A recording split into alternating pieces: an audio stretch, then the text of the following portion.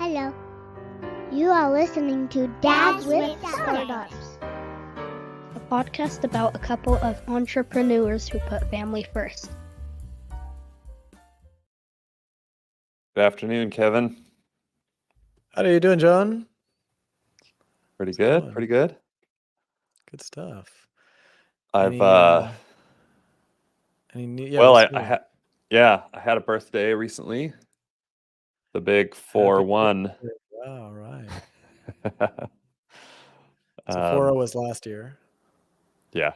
You feel different in your 40s? 40 is a tough pill to swallow. Not Yeah. gonna lie. You're 40, right? I'm Are you 40. 41 now? Gosh, am I 44 now? I Oh, might be you're 44. 44. All right. I tried to block it out. That's Yeah. amazing. I mean, I'm almost halfway through my 40s, and if that's true, which I think it is. And it really is. Time keeps on slipping, as they as they say. It is the age when you try to start, like, you try to stop thinking about how old you are. I didn't really feel that before, and now it's just like, Mhm. I'd rather not know, you Yeah. know? Mhm. My body's starting to break down. So I Mhm. joined a tennis clinic Hmm. at the racket club here Cool. because this year, with all the stress, work-related stress that I've had, I have been working a lot of hours at the desk, which has been really terrible for my health. And I've gained a little bit of weight in the Yeah. last, probably 9 months. And so I hate working out. Just going to a gym has to be super convenient for me to actually do it. Yeah. And my last office a couple of years ago had a gym pretty much across the street, and it was actually I actually went Great. quite often because in the afternoon it just felt really good to go out and work out a little bit and then come back to the Mhm. office. And then I was more productive even in the afternoon. But there are no gyms close by, and I have a really hard time like getting in the car and driving to a gym and working out. So I joined, but I do enjoy playing tennis, and if I'm really into it, I mean, it's really great cardio, and I got super tired from playing it, and so I decided I would join this clinic. It's in the mornings, and they bring in a personal trainer, and they Hmm. split the group in half, and then you kind of rotate. So half the group is doing drills and little games, and the other half is doing kind of workout routines on the court. Fun. And then is So there time for some play as well? no, nobody's playing any matches. It's feels a little bit like taking tennis lessons or a tennis Right. class or practice in high school or whatever, So, Fun. um, oh, it's a blast. I love it. We Last week was my first week, and it kicked my butt, and my body is just tired everywhere, mostly my back. So I've been having back issues Yeah. this last week, and then Saturday I took my daughter skiing. Her first time this year, so she's forgotten a lot. There was a lot Mhm. of grabbing her. She's in kindergarten, so there was a lot of grabbing her and picking her up. Mhm. And when you're Mhm. wearing skis, it's really hard to pick a kid up without using your back to do that. And All right. so I did that a bunch on Saturday, and then yesterday was a holiday, and we went as a family back up to the mountain and skied Fun. again. And I was kind of in charge of the same daughter, so I was picking her up over and over again, and just destroyed my back. So Oh my I'm gosh. having a hard time Yeah. with that. Just That's tough. 41's hitting me. Plus, I have a kink in my Yeah. neck. You know how that goes Yeah, I know with I those have one kinks as in your well. I neck. think most software folks know that drill. Yeah. Um, that's good. I mean, I think that I was doing tennis for a while because there's a court right across in this park right across the street from us effectively, and I couldn't find really anyone to play tennis, to be honest, but I did find like this whole group of retirees playing pickleball every morning. And so for a while I was going out there and playing, and that was fun. But it's, I'm not a morning person. So what I have found to be the best so far of all the workout stuff I've done is something called I think it's called the X3 bar. And it's basically just a bar, and then you stick different bands on each end, and you can do a bunch of push and pull type workouts with it. And Mm. the goal is to not spend more than 10 minutes on the workout. If you're spending more than 10 minutes, you failed. And so the nice thing about that is that you're supposed to do it more often, but just quickly. And it doesn't tend to get in like my way of like, oh, I don't want to go. And so then it's right there too. I can't, avoid it. It's always sitting there. So I've been trying to kind of connect it with like, a joyful, or habit or whatever. So whatever that is for you, I know for me, it's like I like my morning coffee. So I've been trying to like say I can't have my morning coffee until I get my 10-minute workout done. And so far it's been Yeah. pretty good. It's the most consistent I've been in terms of working out over the years. But then there are times where I just get off the roller, whatever, get off the track for a while. Recently I'm back on, but hopefully we'll keep that up. But yeah, it's important to have something like you're doing that every morning. That's super important. Get you out of bed and get your blood flowing. Yeah. Yep. That's great. So it's been good. Yeah. How was your long weekend? It was good. It was long, very long, because we had family from two parts of the country coming in and just entertaining. They were staying with us and making food and hanging out. And it's fun at the very beginning. It's like, oh, exciting. And then like, day 3, you're just like, okay, not getting any work done. So that was kind of somewhat stressful, but it's good to see your people. And so that was Right. nice. I did not get my update out by Sunday, which was my deadline.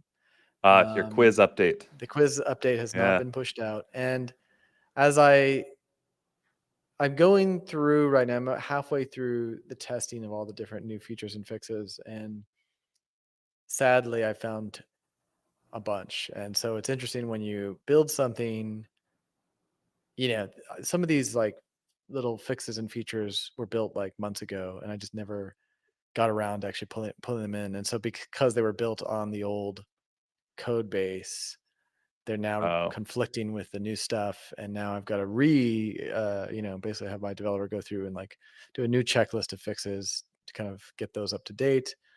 And so it's quite a lot of, just get tedious getting this out there. I am thinking that it would be useful to hire just a project manager to kind of help with this stuff, just because there's so much that we're doing. And maybe my dream would be to hire someone who has kind of a technical background to be basically like a software manager, release manager. And their primary goal would just be compiling, creating merge requests for the developers, and then basically creating different release branches, testing them over and over again, and then releasing updates on a periodic basis. But so far, that's me, and that's why things are moving as slow as they are. But anyway, my new goal is to get it out this next Sunday, effectively. So nice. I look forward to it. Anything else new on the work front? on the work front, there's just a lot. I think there's just, I'd say, and this will kind of get into our discussion in a bit about kind of yearly goals, but I was looking at our budget, and I couldn't believe it's like, how is this possible we're spending this much on overhead and stuff? And I just noticed that a lot of the subscriptions that I signed up for a few years ago have all dramatically increased in price. I don't know if you've noticed this, but like Yeah. all these SaaSes have upped their prices because of inflation. I mean, we were Mhm. paying $15 for Zapier, now we're paying 30. And there's just so many examples of all this like, and so it's like it's not stuff that's like super noticeable. It's not like double the price, but like as I was looking at our monthly churn or burn, and I was just like, gosh, what's going on? So I think my kind of new theme for the next few months is to kind of do a deep audit of all of our overhead of the business, find any possible way to cut services, cut corners, not cut corners in that way, but just cut Yeah. fat, trim the fat. Yeah. And there's also someone that we're probably going to be reducing her hours because she's starting school. And so that'll help kind of bring down some of the monthly cost. So the goal basically is like, how can we run how can we run at the same speed we're at, but bring things down so that we're as lean as possible? We have not been focusing on that. And I think what I have mistakenly been doing is I've been so wrapped up in the business and the marketing and the product that I kind of just tell myself, I don't have time to do these deep audits of the business and let somebody else do that. So I have a bookkeeper that does that, but he doesn't care about the business. He doesn't care Yeah. about the profits. And so he's fine with how much I spend no matter what. He's just going to, process it for me. And so I'm going to be, so one of my goals, I'll just jump in, but one of my goals will be to do like a monthly financial audit so that we're running leaner this year. So that's a little sneak preview of our conversation in a few minutes, but but that's about it on the business front. How about you? Oh yeah, I've been doing the same thing, reviewing um, finances, setting up goals, evaluating performance. So yeah, I'm ready Nice. to dig into goals Okay. if you are. So Yeah, yeah. why don't you go first? Okay, so that would be the first Go ahead. one. Yeah, continue your list of Yeah, goals. the goals, that's a big one, is if we can reduce the overhead and cut, which I think it's also a trend happening right now in Silicon Valley from everything I've been reading and in the business world. Um, but definitely in the tech space, can we cut? And then now we're giving ourselves a little more runway. Um, and then I think the other goal of mine, and I don't know if I spoke about this much last time, was have more, have less of a focus on marketing. So I have been focused kind of equally on marketing and product, but the truth is a lot on marketing, probably more than I should. And so really the goal for me this year is to come up with, so right now we're finally releasing our first integration with another platform, and that's going to be Webflow.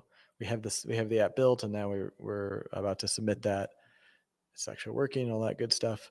Um, and the goal is to have, by 6 months out from the year, 3 integrations up with bigger platforms that'll look, hopefully, be Webflow, Duda, and Wix.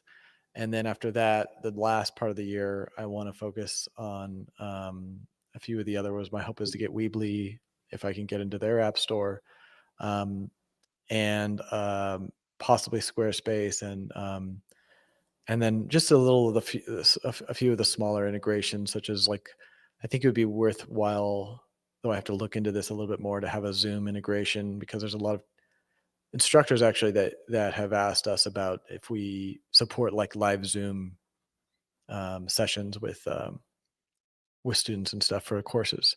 So I think having more of these integrations connected will, number one, give us an increase in the flow of customers, or new signups, I should say, and and that'll be good. I mean, profit wise and revenue wise. The other thing I think it'll do, though, is also improve just our general SEO, because we're now getting some strong links from very heavy big players and stuff like that. So having even just that uh, kind of app overview on a directory, on like an app store directory, would be good. And I forgot to mention Shopify. So Shopify by the end of the year too. So those are some of the big ones. I think this year is the year of integrations for us. If we can really double down, we built the product now. We have now some of the core features. Now we just want to put, if I can just put most of my energy into integrations, I think that'll be a big win. And so this will be the year of integrations in terms of the product. And really also, kind of along with that, is worrying less about the marketing and worrying more about, does the product stand for itself? Does the product is the product such that people are telling each other about it? And we're not there at all yet. We're probably, Mm. when you're talking about your survey a few weeks ago, and that Right. question, how sad would you be if it disappeared? I don't think a lot of people would be that sad right now. And so Mhm. we need to get, that's the goal, to get to that point this year. So really investing in the product. So those are my main goals, I'd say. Yeah, those are my. I don't really have any particular like numbers goals. Like, um, I would like to get to, I guess in terms of numbers, I'd like to get to 10x per month what we're doing right now by the end of the year. So there's a numbers goal, which I don't think is that hard to get to. We're we have a long way up, so that'd As be it's nice. early. Yeah. Do you have dates, kind of like milestone dates for these integrations? Yeah, so I think, every quarter I'd like to have at least one out. And so again, if I can think about like March, I want to have Webflow up for sure, up and running. And then by July, I think June or July. Yeah, let's say June. Then I want to have end of June. I want to have um, Webflow, Duda, and Wix all done. So three in that little 6 months route, and then I'll say Shopify by maybe September, and if I can, Weebly by the end of the year. So that'll be the goal for the Nice. integrations. I think that's about I it. think that makes sense. I think listing on the marketplace of all these sites would, Yeah. I mean, that counts just as good as any kind of SEO or marketing Right. work, right? So two birds, Yeah. one stone. Exactly. No, that's Yeah. true. Yeah. So that's And, all and I it got. feels Yeah. like your bottleneck has been the product. Usually on these Mm-hmm. calls, you bring up the product, and Mm-hmm. that's Yeah, different things. So that definitely. is the thing that seems to have slowed down.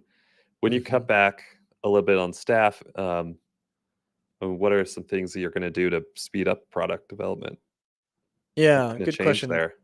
I'm keeping my development staff hours the same. I'm not cutting on development staff. Okay. But what we are cutting back on again is like kind of services that we're not using to the full capacity, maybe exchanging for other less expensive services, and then also I think right now until I guess what I'd say is like, yeah, there is a good question. There's a question about what could we do to improve development progress, and one of the things that would be really valuable would be to have a software manager that, like I mentioned before, is managing our releases. In fact, I've worked in this office here. I share an office with a guy that is his job. Is he's basically just the product manager getting releases out. He's not a developer himself. So finding someone like that or training someone into that role is probably more what I'm thinking. Because I have a woman right now who's in the Philippines, and she's been with us for many years. And she started off as just an assistant, and now is basically our software manager for all of our plugins. And I've been impressed by how she's been able to fit into that role and learn that role with no technical background. So I know it's possible. If I had someone like that, I really think we'd be releasing features on a regular basis, and the product would vastly improve. So there is about, you know, there needs to be a budget for that, and I think I'm trying to kind of like look at the budget to see when can we bring that person on. But I don't think it's possible right now. I think we need to be. I'm thinking hopefully like 3 or 4 months I'll be ready to open that position up and get somebody on there. But that I think Yeah. would help dramatically. Is that the main bottleneck? Is this Yeah. would this person merge? So you've been responsible for merging pull requests?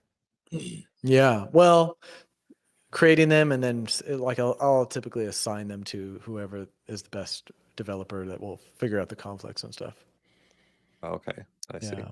Hmm. But I mean, I can do some of that. I mean, I can merge them typically myself because I'm familiar enough with the code base. But this person would probably they'd be more of a project manager. I see.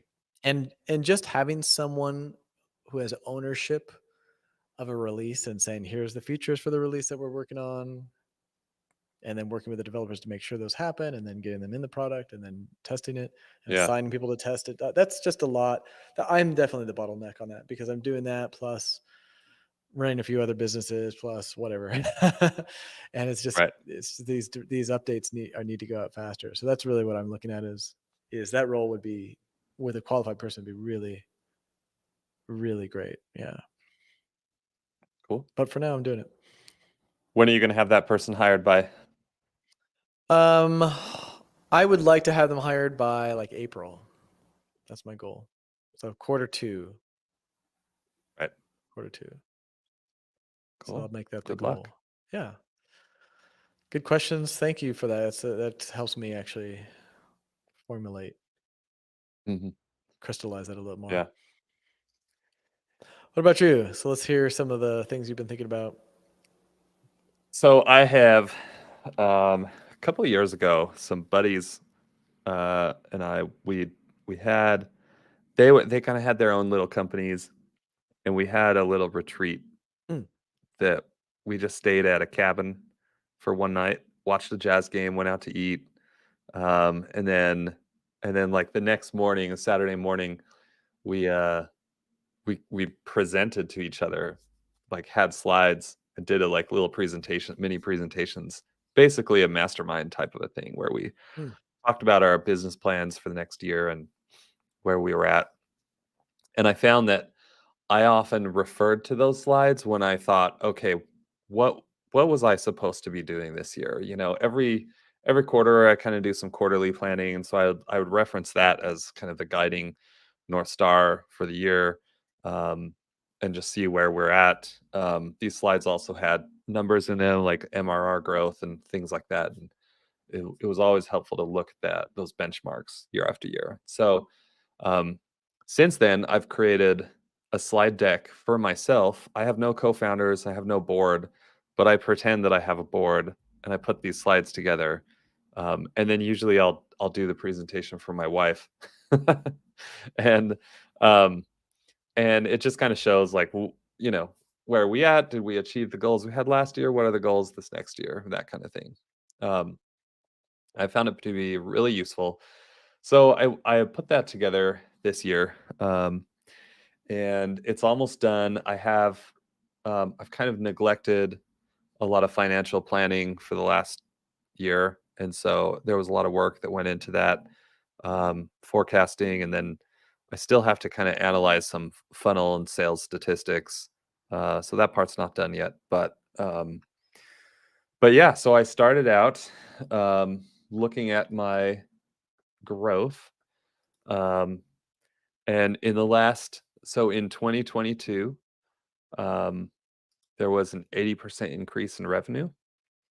Um, and usually that increase was somewhere around 50%. And so there was a pretty good spike in growth rate last year. Um, and let's see, I prepared some financial data that I'm not going to share everything from our P&L. um, but I did include some numbers there, some basic numbers from the P&L, like top line income and top line expenses and net income and numbers like that. And I did analyze the expenditures on conferences. Let me see, probably about I'm trying to do some math in my head really quick. Mhm. I think about maybe 15% of the expenses this last year went toward conferences. Okay. And so I in QuickBooks um, you can tag expenses. So for Mm. example, some travel costs would be categorized as travel for accounting purposes, but I could tag it as conferences. And Right. so this way I was able to pull out these nice reports that show how much was spent under these different under the conference tag. Um, and so yeah, I'm able to look at that top line number, see how much I spent per conference that I attended. We attended 12 conferences last year, and that was going to be a big focus for the year, was attending conferences. And um, so far we've only had one new customer from that effort. So if I had three, it's a decent sized customer. So if I had two more of the same size as a result of these conferences, then it would make it all worth it, Sure. in my mind, in terms of benchmarks that I want to meet. So we'll see. Sales cycles can be long in government and enterprise sales, so we'll see what comes from that. Right. My goals last year was to acquire 12 new customers, We got 11 new customers. And for those listening who aren't familiar, my business is high touch sales. 11 customers is a decent number. They are paying a lot per customer. So um, I had a growth. I expected about 50% increase in revenue, and as I mentioned, I got 80%. So I knocked that one out of the park. Um, and then I had a few goals that were kind of categorized as this is a building year. In fact, my goals I felt were a little bit modest last year. Um, and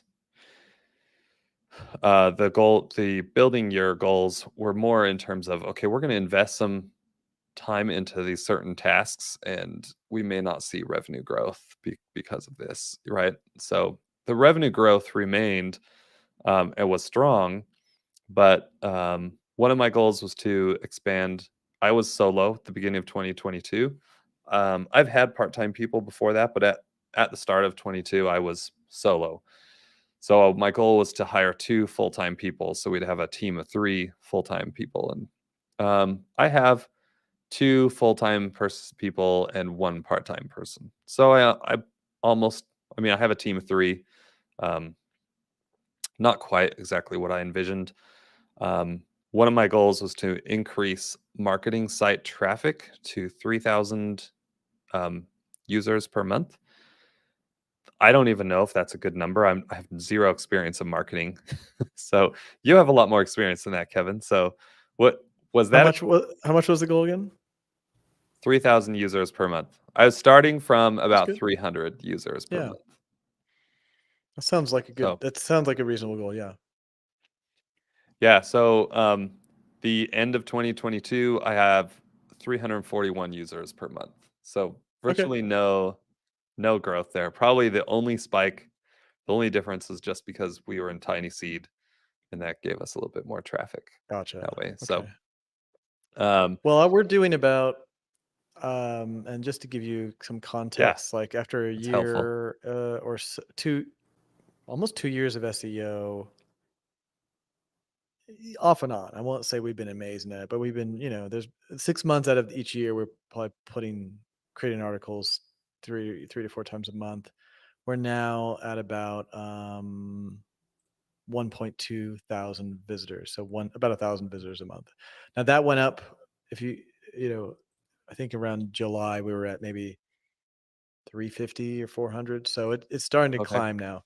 So it's not like a linear thing Yeah. that's kind of following. But if you're at 300 now without trying, and we were trying and we got to 300, it sounds to me again like there's massive opportunity there without tons of work. And you're So producing about 1 to 2 articles per month? yeah, exactly. On average, Okay. I'd say 1 to 2 articles per month.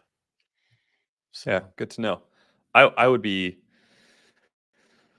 I don't know, I would like to produce more articles than that per month, but still 1 to 2 per month would be a lot more than what I've done last year. So I there would you be go. really happy about that. um, Yeah. yeah. So we Cool. had my other goal was to sponsor 10 conferences. We sponsored 12. So Okay. that was we did meet that one. So the one where we just completely fell flat was marketing site, Mhm. which was basically online content, things like that. We didn't do anything there, mostly because the growth was frankly a little bit more than I expected. Mm. Created a little bit more work. We had a lot of issues with the onboarding process, which it's hard to put your finger down on whose fault that was. There are a lot of things at play there, so we've got a lot of optimizing to do there, especially if we want to handle more leads from inbound traffic and that kinds of things. So I had a list of milestone achievements regarding the product itself. I'll just share this. I had 1, 2, 8 major milestones that I wanted to meet last year in terms of the app and improving our platform. We completed one of those 8 milestones. And Gotcha. it's hard because as a technical founder, you really want to gravitate towards, oh, we got to make the product better. And I just Hmm. a one of the podcasts from Startups for the Rest of Us with Rob, he was talking about this very thing, and I'm totally that type of founder where you have this tendency to be like, I don't know marketing, but I know product, and I think if I just improve the product, that's going to help. That's going to move the needle.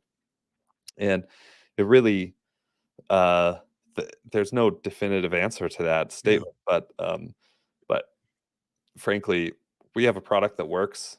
We don't really need to be investing a lot in the product. I think my And list yeah. was a little bit too long, and it's okay that I didn't do very much development. I'm the only developer. I have no other developers, and um, I probably did about I want to say maybe 60 hours, 60 to 80 hours total in the year Nice. of development work. Um, and everything was fine, and business almost doubled, and it's like Yeah. just Sounds like okay. you have a stable product So that people are happy with the feature set enough that they're not clamoring and demanding. If you had yeah, major gaps in the product, you would hear about it, I'm sure. yeah, it's not keeping us from closing new deals, and it's Yeah. not making people churn. So it is not an immediate need. Now, the longer everybody can play that game and abandon the product until all of a sudden everything comes crashing down, and that's what I don't want. But I'm okay with it. So those were my product. So in overall, I gave myself a grade of 3 out of 5 stars in terms of Cool. how did I do versus what I wanted to Yeah, do, that's and great. mostly because the marketing was such a flop. I wanted to get that investment um, going so that we could start seeing some results by the end of this year, and we're not seeing those results still because it wasn't done. Yeah. So Anything um, different that if you do have that goal going forward, I don't know if you say you do. Did you say you would do? Any new goals for the I marketing? yeah, Or are you I about to have get not there? I don't talked wanna. about new Okay. goals. So All right. Let me wait. here are my new goals. So I broke it up into two categories. One is growth goals. These are more revenue based, and the other one is product milestones. So I am maintaining a few product milestones. Um, the product milestones, I've limited that list down to about 3 or 4 major milestones instead of 8 that I had before. So if we can complete these main milestones, um, the main focus is updates that will turn users into super fans with regard to few use cases. So kind of like what you're talking about, we want people telling their friends about it, um, and we have some use cases or a certain um, segment of our users who do feel that way about our product, and then we have a few segments who don't feel that way yet. And if they did, I think it could lead to a lot more growth. So the product milestones that I picked would impact growth more than anything else. So um, the growth goals I have number in terms of number of dollars, rate of growth in terms of revenue and new customers. I've kind of set them to about what we achieved last year. Now, I think if I was wholly growth focused and focused a little bit more on sales, I could probably get to a higher number next year. However, I really want to focus on this site traffic and get more marketing nailed down. Um, so that same goal of 3,000 users per month, that is what I want to achieve by the end of the year. Cool. Um, and we will attend the same number of conferences as well. The nice thing is we've kind of figured that game out now. We've done a year of conferences. Now we just kind of have to repeat what we've done. There should be a lot less effort involved Hmm. there. So, Very cool. I um, like it. So so what I Okay, outlined. sorry. Yeah, go ahead. No, it's all right. Um, and maybe you're gonna get to this, but any change in strategy for any of those so far that you think will help move the needle in that direction? Yeah. So first of all, um, I have an amazing customer success rep that kind of oversees training. She doesn't go to conferences, but she does like Mhm. training and onboarding. Um, she is a student, a university student, so she's going to be full time this summer again.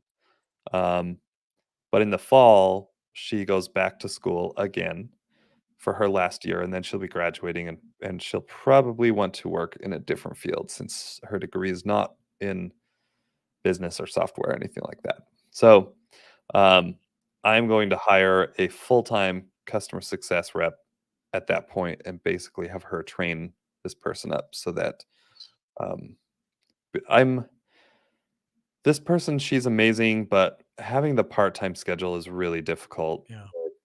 Every other day, she's not answering people's emails, and I would like to have somebody a lot more dependable in that regard. Is So she remote mostly, right? she is mostly remote. Yeah. Yeah. Um, so yeah, so my goal is to hire full-time customer success rep, get somebody on salary, and then in terms of the marketing, um, that one is going to I plan on starting out with contractors. I tried last year to hire a full-time marketing person who could do content plus ads plus keyword research. And there wasn't that person, not that I found. And I had Yeah. a lot of applicants, like 50. And so I decided, well, I can't hire full-time positions for all those people, so I'm just going to hire freelancers. So I'm going to put together a team, and that is going to start um, probably next month. Start putting together a team and try to figure out a game plan there. So I'll be Team for looking for marketers, I should yep, say. yeah. So I'll be looking for a content writer, um, a looking for somebody to help set up ads and run Mhm. ads. I think there is an opportunity, especially on platforms like LinkedIn, um, for ads, and then keyword research to kind of work with the rest of the team. So yeah. Great. Um, Yep, and then my other customer success rep, he's been the one in charge of conferences. I plan on putting him a little bit more in a sales role, which I think is where he's a little bit more cut out for that kind of job. Mhm, So mhm. Okay. Very cool. yeah, Sounds like so that's the it'll how. work. Yeah, Yeah, I think that having that focus on I really think that's when you're going to see, and again, this is just my estimation. It feels to me like you guys are um you have a lot of potential energy just ready to jump out, and the moment you turn on some of those marketing funnels, you may have more business than you want to deal with, or at least more leads than you want to deal with. So it's I think that'll be exciting this year. yeah, and I look forward to hiring a person um, that is full time in the customer success role. Yeah. Part time can be great, but there's just something else about somebody who's like, "This is my career, I'm gonna make something of it," Yeah, versus totally. That's great. a student who is, just doing their job, you know? Yeah, So, yeah, exactly. That makes sense. That's cool. um, That'll be exciting. yeah, I also ran, the survey that I think I mentioned Mm, last time, great. and I have some results. You wanna hear them? Yeah, yeah. So, okay, so to recap, I sent out a survey asking people, how disappointed would you be if you could no longer use Civic Review? Like you mentioned just a little bit ago. And you want people to say, um, very disappointed. Like I had Mhm. 3 answers: very disappointed, somewhat disappointed, and not disappointed. Very disappointed, is what you want. And the article that we referenced last time, um, the founder of Superhuman, he said that they were trying to reach a score of 40% of the respondents saying very disappointed. Um, he says if you can reach 40%, then you have customers who love you. You have product market fit, all of that. Um, I am going to share with you a few of these slides, Kevin. Great. So for people watching on YouTube, they can see my actual, not slides, I guess, my charts. So these are my charts. I had 95 people respond to this survey. I was really Fantastic. shooting for 100, but I ran this survey 2 years ago, and 2 years ago I got about 35 respondents. So it was great to have such a larger number of people responding to my survey. And so you can see here my overall product market fit score was 54% overall, Great. with a breakdown of 39% or about 40% saying somewhat disappointed and 6% saying not disappointed. Mm-hmm. And then I broke down, the survey also asked what role, or it's not really what role they have, but I did ask what types of records are you usually reviewing? And so I broke up these responses. So this is just how many people responded for each of those categories, not necessarily a score for each, but you can see we have a 32% representation from people who are using Civic Review for business licensing, 19% for planning and zoning permits, 17% for building permits, and then we've got some other types over here as well. Here's a bar chart for you. This is product market fit score by use.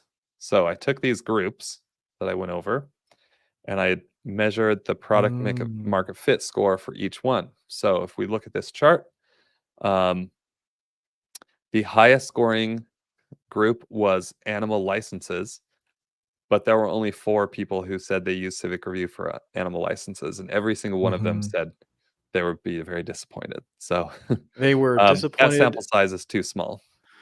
Okay, so in this, Very disappointed is good. It is good. Okay, thank you. All right, so it's Yeah, just a little counterintuitive. So again, very disappointed. it If is. you let go, if they couldn't use the product, they would be very disappointed. Just to remind our Yes. listeners. Yeah. Yeah. Yeah.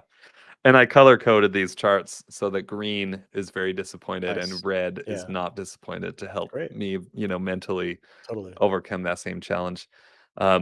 Event permitting, we scored decently. That's a very high score, 70%. Business licensing, 64%. Our lowest score was planning and zoning permits at 51%. And that still is above 40%, that benchmark that he set. But it seems to me it's a little bit clearer what needs to be done in order to achieve a stronger score for some of these use cases.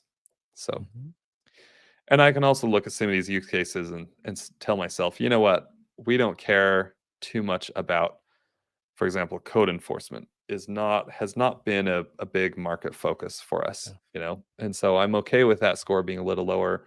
However, on the planning and zoning permitting side, like I always thought that was a strength, and this last survey results scored very poorly compared to other categories on that. So, and then I asked for more information. I'm not going to be sharing this. They're we'll call it advertising trade secrets. There you go. But I asked for information. I asked for questions like, what role do you think would most benefit Civic Review? What's the main benefit that you receive from Civic Review personally? And the responses here were kind of open-ended responses. We went through each one and kind of categorized these responses so they're able to pull it up in some charts and view some reports.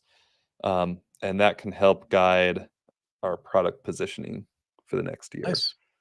So That's awesome. Very well done. Yeah. Well done. Yeah. Gives you some. So you have some new insight from. Do you have any new insight from that list of questions about where to take the product if you wanted to do some more development? Yeah, I did ask one question that stated, let me see if I can find I can't find it. I'll just recite from memory. Basically, you're given 10 votes total, and you can divvy up those 10 votes however you want to request new features or improvements. And so, for example, you could allocate 6 votes toward faster load times in our app, and 4 votes for an in-app music player. So you could stream music Right. in Civic Review. Highly demanded. Yeah, and I think a few people actually asked for that, just tongue in cheek. Interesting. We got a lot of responses from that, and it was kind of just an open-ended question, but then we were able to just kind of go through them and again categorize these responses and try to figure out, okay, where are these points going towards the Yeah. most? What kinds of features are people asking for? And some people would give it a score of like 8 for this and 2 for that, and then we know like, okay, 2 is a low priority thing, 8's a high priority thing. So it was super informative to get that question That's out. great. So, but the thing is, some of that feedback is it would scratch a few people's itch, but I have to still prioritize updates that I, as a founder, believe is going to lead to more revenue in the future. And so that's kind of where founder input Sure. comes in. Nice. Well, that's good. But, Well, yeah. well done. Yeah, it sounds like a great exercise. And I kind of was thinking, I was like, I feel like we need to get there, and my goal would be to get to maybe a place where we're sitting down to do much more formalized goals. I kind of feel like I'm just rushing around, putting out fires right now, but I'm hoping that we get to, because we were able to do that in our other business after a few years, after the Mhm. startup phase is kind of like, all right, we're out of it now. Yeah. What do we want to actually do? And I'm hoping we can get to that place, because I think you're running things a little bit more like a medium-sized company now in some ways.